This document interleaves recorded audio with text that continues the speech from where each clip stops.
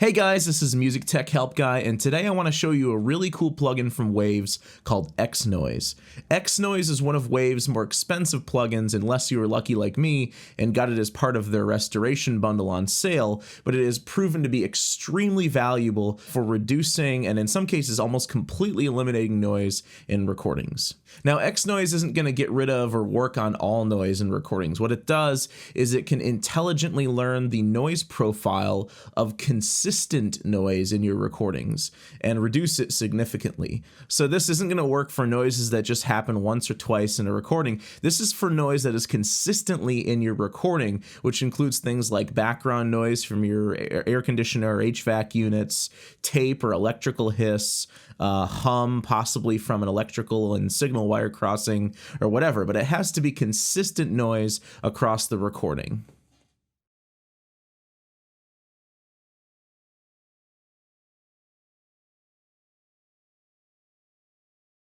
So in this video, I'm going to show you 3 examples of how you can use X-Noise. One is the beginning of a voiceover I did for a YouTube video. The second is a keyboard recording with a lot of hiss in it. And the third is an audio post-production example of dialogue in a film. So here's the first example. You can see that I have X-Noise currently bypassed. Let's give this a listen. Hey guys, this is MusicTechHelpGuy, and welcome to part 3 of my pop rock mixing series in Logic Pro 10. So you can hear quite a bit of background noise from my AC vent in my office. I'll just isolate that and let's give it another listen.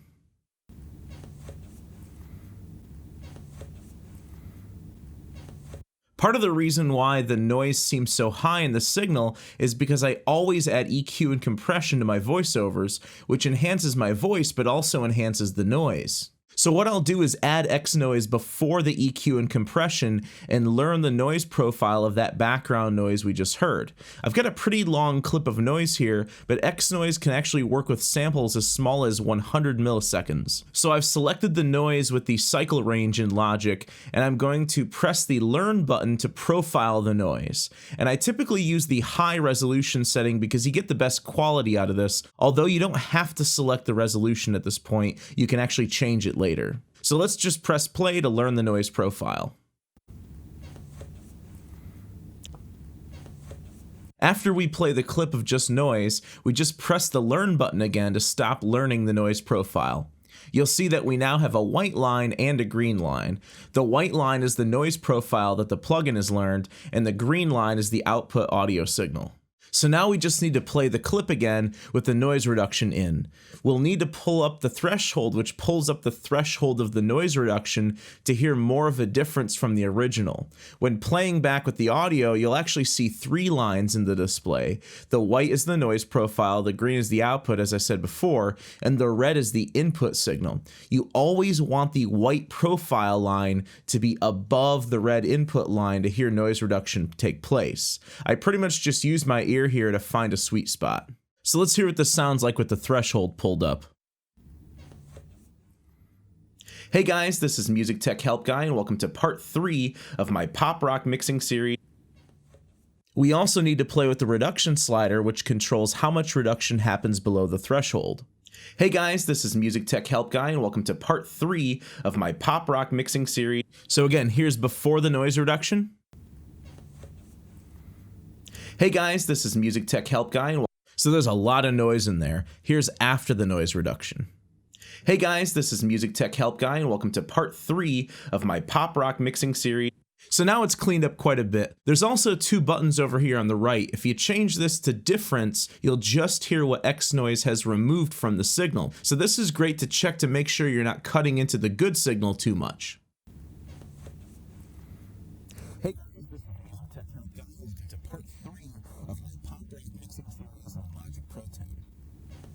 To go back to normal processing, you're just going to put this back on audio. Another option we can play with are the high shelf parameters. These allow you to adjust the frequency and gain of a high shelf on the profile signal and has a direct relationship to how much noise reduction is applied to the high end. In most cases, the clarity of dictation and speech and singing is controlled by how clear the high end is. If you pull the high shelf profile up, you'll hear more noise reduction in the high end. Hey guys, this is MusicTechHelpGuy, and welcome to part 3 of my pop rock mixing series in Logic Pro. Pull it down and you'll hear less and the dictation will be clearer. Hey guys, this is MusicTechHelpGuy and welcome to part 3 of my pop rock mixing series in Logic Pro 10. The last two parameters are dynamics parameters. You can control the attack and release time of the noise reduction, much like you can control these on a compressor. With these, you can control how quickly the noise reduction kicks in and tails off, but I find in most situations I just leave these alone. So let's try this out on something else. Here I have a piano recording that came from a Yamaha electric stage piano, and I've got some compression on it too, which is only accentuating the noise. The signal had quite a bit of hiss in it for whatever reason.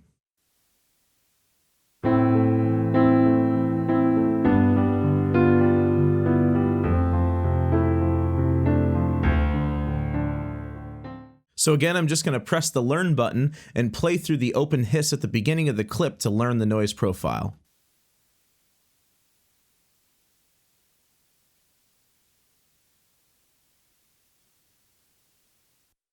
Alright, so now let's play with the threshold and reduction sliders and dial it in.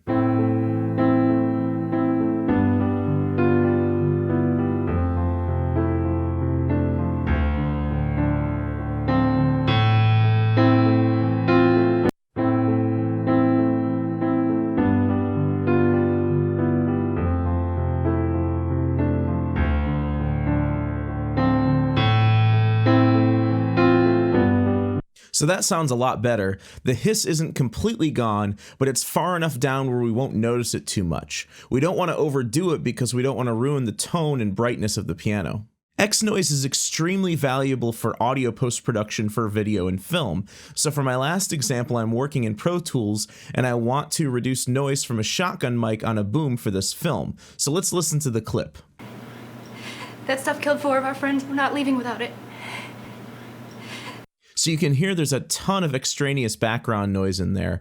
Let's use X-Noise from within Pro Tools Audio Suite so we can apply it to just this one clip. The reason why I do this on a clip-by-clip basis with the Audio Suite is because each clip in a film may have a different level of noise in it based on the mic location and distance, so we can't just apply the noise reduction to an entire track. So first I'll select a range of the clip where it's just noise, no dialogue.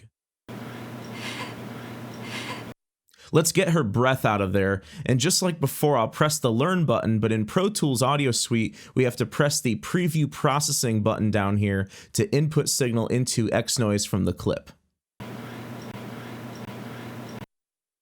So it's learn the noise profile, and we can uncheck learning, and we can click the preview processing button again to hear in real time how X-Noise processes the clip. Let's go ahead and put it in high res.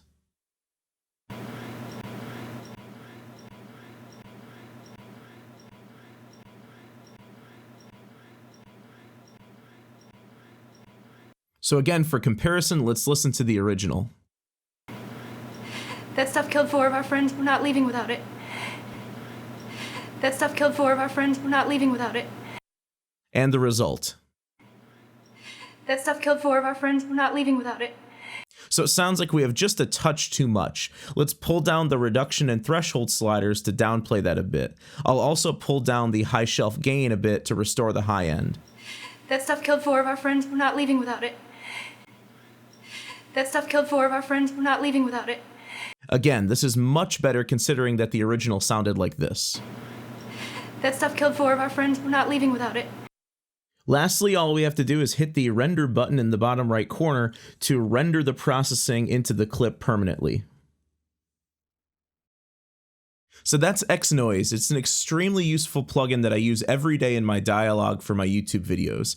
In addition to the examples I showed in this video, I've also used it on noisy guitar amps, ground loop hum issues, noisy ribbon mics at high gain on the preamp, and home recordings where the AC vent in the room turned out to be a lot louder in the recording after I added EQ and compression to it.